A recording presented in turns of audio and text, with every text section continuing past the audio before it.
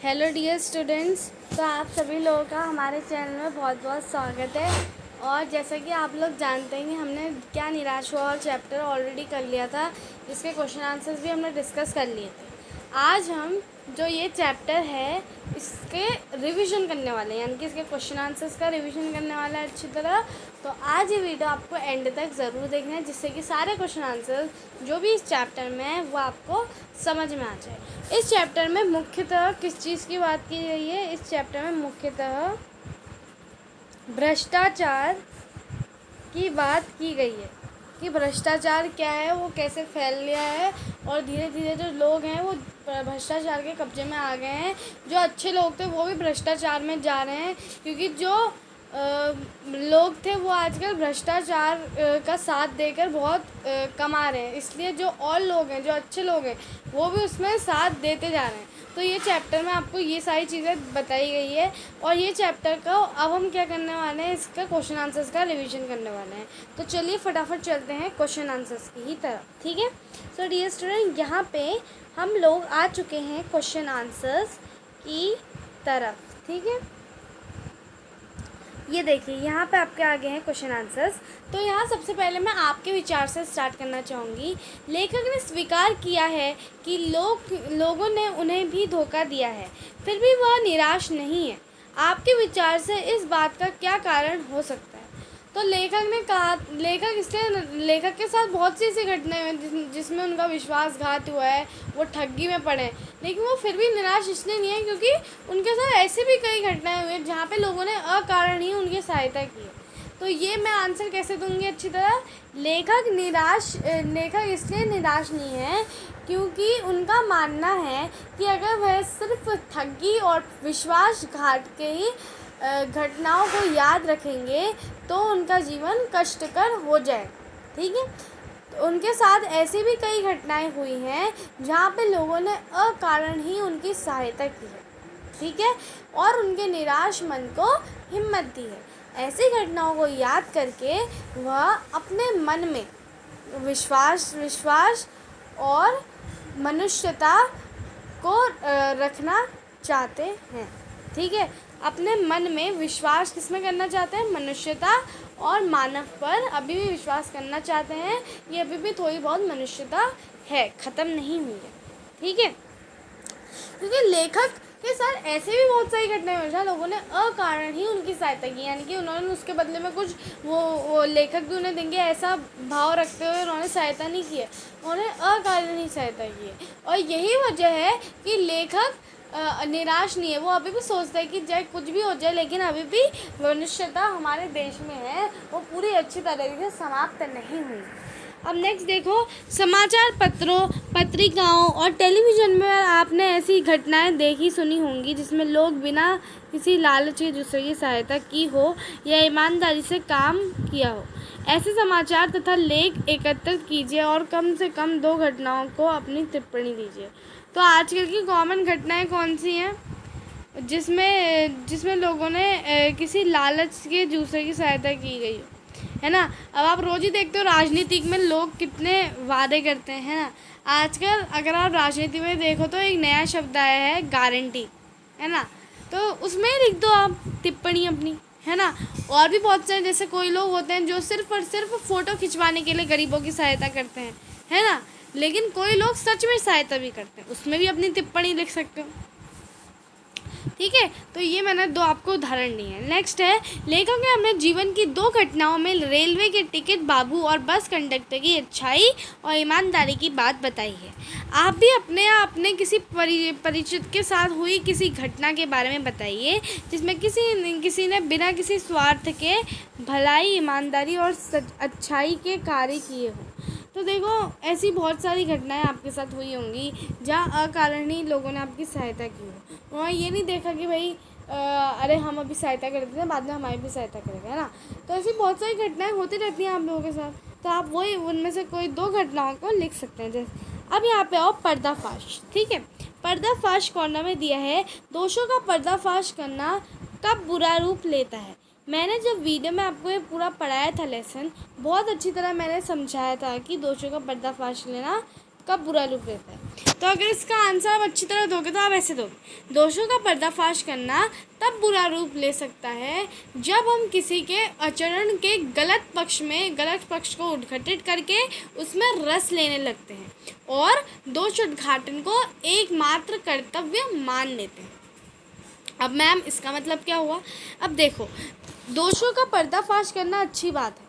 कोई बहुत सारे न्यूज़ चैनल होते हैं तो दोषों का पर्दाफाश करते हैं, सही करते हैं, लेकिन अगर वो उसी में जाते जाते उस इंसान की जिसका दोषों का पर्दाफाश किया जा रहा है उसके गलत पक्ष में और अंदर घुसकर और उसके बारे में बात कर उसमें मज़ा लेते हैं और उसी के बारे में चर्चा फैला देते हैं और वही चीज़ को वो अपना कर्तव्य समझ लेते हैं, यानी कि वो समझते हैं कि भाई अब तो हमारे पास ये न्यूज़ आ गई, अब हम सब यही सुनाएंगे। आपने देखा होगा बहुत सारे न्यूज़ चैनल, भाई एक बार आपने बताया दोषों का पर्दाफाश कर दिया, अच्छी बात है, लेकिन बार बार उसके अंदर घुसकर उस व्यक्ति के आचरण पर गलत पक्ष को उद्घाटित कर रहे हैं, यानी कि बार बार उसके गलत पक्ष को बढ़ाए जा रहे हैं और फिर उसमें रस ले रहे हैं, यानी कि उसके मज़े ले रहे हैं कि भाई और करो, इससे हमारी बातचीत भी हो जाएगी और मज़ा भी आ जाएगा। तो ऐसा जब आप करते हैं तब दोषों का पर्दाफाश करना आपका गलत रूप ले सकता है, ठीक है। आजकल के बहुत से समाचार पत्र या समाचार चैनल दोषों का पर्दाफाश कर रहे हैं। इस प्रकार समाचार पत्र या की सार्थकता पर तर्क सहित विचार लिखिए। तो अब देखो, हम लोग इसका अगर अच्छी तरह आंसर लिखें तो हम लोग लिख सकते हैं आजकल के समाचार पत्र या कार्यक्रम जो दोषों का पर्दाफाश कर रहे हैं वे कहीं ना कहीं हमें जागरूक भी कर रहे हैं। तो हम क्या लिख सकते हैं कि इस प्रकार लोग एक तरफ क्या होता है, लोग अपने वातावरण से परिचित हो जाते हैं और दूसरी ओर जागरूक भी हो जाते हैं। तो ये आपका होगा अच्छी तरह आंसर। लेकिन अगर मैं आपको एक आंसर का समझाऊं तो इसका मतलब ये हो गया, आपने देखा होगा ना बहुत सारे न्यूज़ चैनल दोषों का पर्दाफाश कर रहे हैं, तो वो कहीं ना कहीं सही कर रहे हैं, क्योंकि उससे जो आम मनुष्य है वो जागरूक हो जा रहा है कि उसको पता चल रहा है कि उसके वातावरण में क्या क्या चीज़ें हो रही हैं, क्या क्या उसके आसपास लोग जो है कर रहे हैं, क्या क्या भ्रष्टाचार उसके आसपास फैला हुआ है। तो लोग जागरूक हो रहे हैं कि हाँ भाई अभी कैमरे में से चोरी करके लोग ऐसे भाग रहे हैं, तो अब वो उसका सॉल्यूशन देखेंगे कि भाई हम क्या अब हम क्या कर सकते हैं, क्योंकि अब चोरों ने तो ये उपाय भी ढूंढ लिया है ना। तो मनुष्य जागरूक हो रहा है और वो और जो है क्या ढूंढ रहा है, सॉल्यूशन ढूंढ रहा है, उत्तर ढूंढ रहा है कि भाई अब हम और क्या कर सकते हैं अगर ऐसा होगा तो ये आपका इसका आंसर है, ठीक है। कारण बताइए, ये भी आप कर सकते हैं। निम्नलिखित में के संभावित परिणाम क्या क्या हो सकते हैं, आपस में चर्चा कीजिए। जैसे ईमानदारी को मूर्खता का प्रायः समझा जाने लगा है, परिणाम भ्रष्टाचार बढ़ेगा। तो ईमानदारी को यानी कि मूर्खता, जो लोग ईमानदारी से काम कर रहे हैं उनको मूर्ख समझा जा रहा है और इसका परिणाम क्या है, भ्रष्टाचार है, क्योंकि लोग भ्रष्टाचार कर रहे हैं, उनके साथ बहुत पैसा आ रहा है और वो जो पैसा है वो पैसा ले रहे हैं बहुत अपना भ्रष्टाचार करके, और जो ईमानदार लोग हैं वो पैसा नहीं कमा पा रहे। तो ये क्या ईमानदारी को मूर्खता माने जाने लगा है, मतलब सभी लोग ईमानदारी को मूर्खता मान रहे हैं, यानी वो सोच रहे हैं ईमानदारी में कुछ फ़ायदा ही नहीं है, तो हम भी भ्रष्टाचारी बन जाते हैं, हम भी भ्रष्टाचार कर लेते हैं, तो हमें भी पैसा मिलेगा, हमारा भी काम हो गया। तो ये जो है लोगों के अंदर ये भावना आ गई है कि ईमानदारी मूर्खता है, यानी कि हमें ईमानदारी करके कुछ फ़ायदा ही नहीं है तो हम ईमानदारी क्यों करें, लेकिन ऐसा नहीं है। और इसका परिणाम क्या हो रहा है, जब लोग ये सोच रहे हैं कि भाई ईमानदारी सिर्फ और सिर्फ मूर्खता है, तो इसका परिणाम क्या निकल रहा है, इसका परिणाम निकल रहा है भ्रष्टाचार। तो वैसे ही हमें बनाए, सच्चाई केवल भीरू और बेबस लोगों के हिस्से में पड़ी है। सच्चाई केवल भीरू यानी कि सच्चाई केवल डरपोक और बेबस लोग, बेबस यानी कि जो मजबूर लोग हैं उनके हिस्से पर पड़ी है। तो इसका परिणाम क्या होगा, इसका परिणाम क्या होगा आपका, भ्रष्टाचार। भ्रष्टाचारी तो बढ़ रहा है क्योंकि लोगों के अंदर ये भावना आ गई है कि सच्चाई केवल डरपोक लोग जो है उनके हिस्से में पड़ी है, और इससे हमारा और जो है भ्रष्टाचार बढ़ते जा रहा है। झूठ और फेरेब का रोजगार करने वाले फल फूल रहे हैं यानी कि बहुत कमा रहे हैं और मतलब खुश हैं अपने जीवन से, है ना। तो झूठ और फेरेब यानी कि झूठ और भ्रष्टाचार का जो व्यापार कर रहे हैं वो फल फूल रहे हैं, है ना, वो बहुत खुश हो रहे हैं। तो ये भी लोगों के अंदर भावना आने लग गई, इसका मतलब भ्रष्टाचार बढ़ रहा है, है ना, इसका भी भ्रष्टाचार हो गया। हर आदमी दोषी अधिक दिख रहा है, गुणी कम, यानी कि विश्वासघात हो रहा है। यानी कि कोई भी आदमी को हम लोग ये नहीं देख रहे कि भाई इसके अंदर क्या गुण है, सब पहले क्या दिखा रहे हैं कि भाई इसके अंदर दोष क्या है, ये इसके अंदर क्या दोष है, लोग ये देख रहे हैं, वो गुण ही नहीं देख रहे हैं। और इससे क्या हो रहा है, लोगों का विश्वासघात हो रहा है, यानी कि वो किसी पर भी विश्वास नहीं कर पा रहे हैं।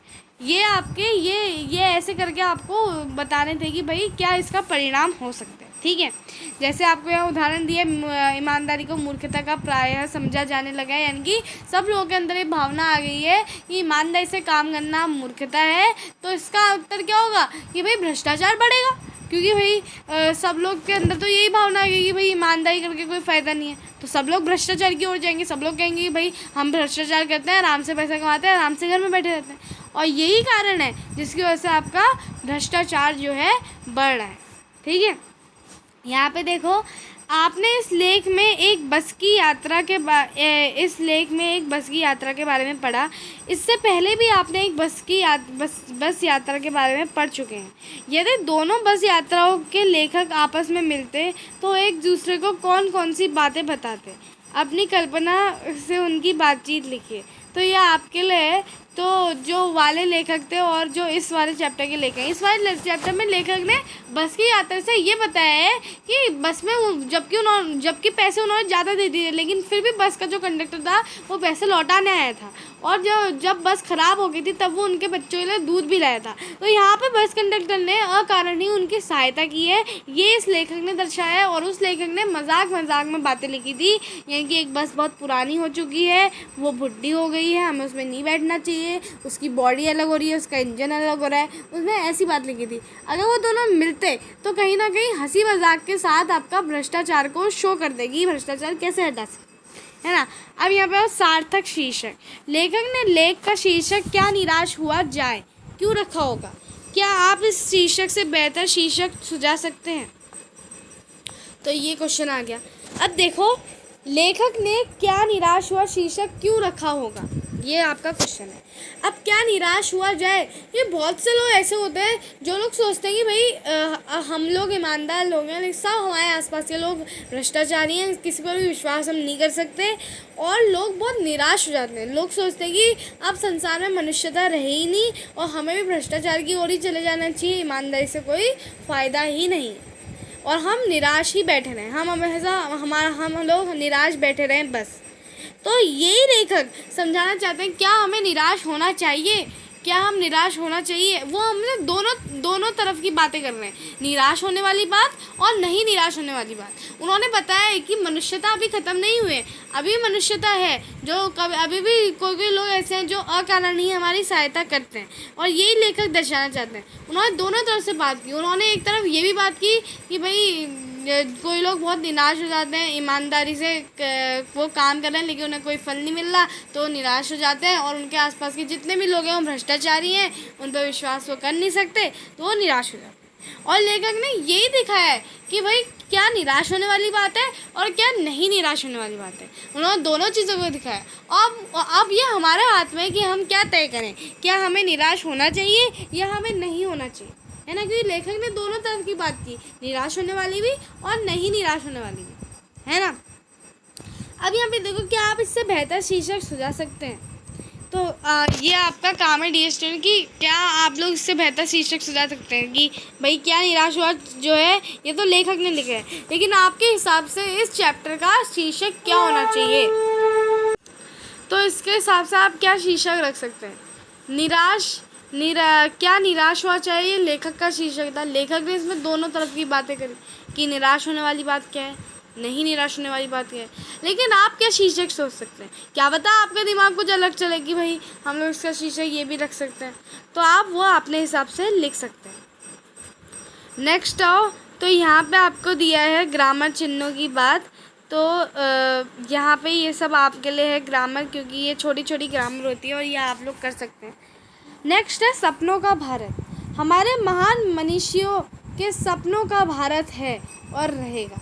आपके विचार से हमारे महान विद्वानों ने किस तरह के भारत के सपने देखे थे उन्होंने देखा था कि भारत आगे जाके बहुत डेवलप्ड होगा, वहाँ पे हर चीज़ जो है अच्छी तरह होगी, लोग तब भी अच्छी तरह एकता का पालन करेंगे, अच्छी तरह सद्भाव, प्रेम और भाईचारे से रहेंगे। लेकिन क्या आप आज के भारत में ये सारी चीज़ें देख रहे हो? नहीं देख रहे हो, क्योंकि आज के भारत में सबकी मानसिकता यही है कि भाई हम किसी व्यक्ति में विश्वास नहीं कर सकते, सब हमारे आसपास के व्यक्ति जो है वो भ्रष्टाचारी हैं। लेकिन हमारे विद्वानों ने क्या देखा था? उन्होंने देखा था कि भारत बहुत ही ज़्यादा अच्छा बन जाएगा आगे जाकर, वहाँ हर चीज़ होगी और वहाँ तब भी लोग सद्भाव, प्रेम और कैसे रहेंगे? भाईचारे से रहेंगे। लेकिन क्या लोग आजकल वैसे रह रहे हैं? नहीं रह रहे। आपके सपनों का भारत कैसा होना चाहिए? तो ये आपके लिए डियर स्टूडेंट, आप क्या सोचते हैं कि आपके सबसे भारत को कैसा होना चाहिए था फ्यूचर में जाकर? नेक्स्ट यहाँ पे भारत की बात जो है आपके लिए दी गई है, तो ये सारी चीज़ें डियर स्टूडेंट आप लिखेंगे क्योंकि ये ग्रामर से संबंधित चीज़ें हैं। शब्दार्थ देख लेते हैं फटाफट। धर्म भीरू यानी कि जिससे धर्म छूटने का भय हो, अधर्म से डरने वाला। ठीक है, जिससे धर्म छूटने का भय हो यानी कि जो धर्म से डरता हो, अधर्म से डरने वाला। पर्दाफाश यानी कि भेद खोल देना, दोष प्रकट कर देना। पर्दाफाश करना आपका एक प्रकार का मुहावरा है। उजागर करना यानी कि प्रकट करना। गंतव्य स्थान जहाँ किसी को जाना हो। डाडस, दिलासा या धीरज। तो यहाँ पे हमने शब्दार्थ को जो है अच्छी तरह देख लिया है। तो डियर स्टूडेंट, आपको वीडियो कैसा लगा आप हमें कमेंट बॉक्स में ज़रूर बताना। और अगर वीडियो में आपको ज़रा सी भी नॉलेज मिल रही है या आपने ज़रा सा भी चीज़ें सीखी हो तो हमारे चैनल को सब्सक्राइब ज़रूर कीजिए, जिससे कि हमें मोटिवेशन मिले और हम आपके लिए और वीडियोज़ ला सकें। तो thank you dear students for watching the video. Subscribe our channel now.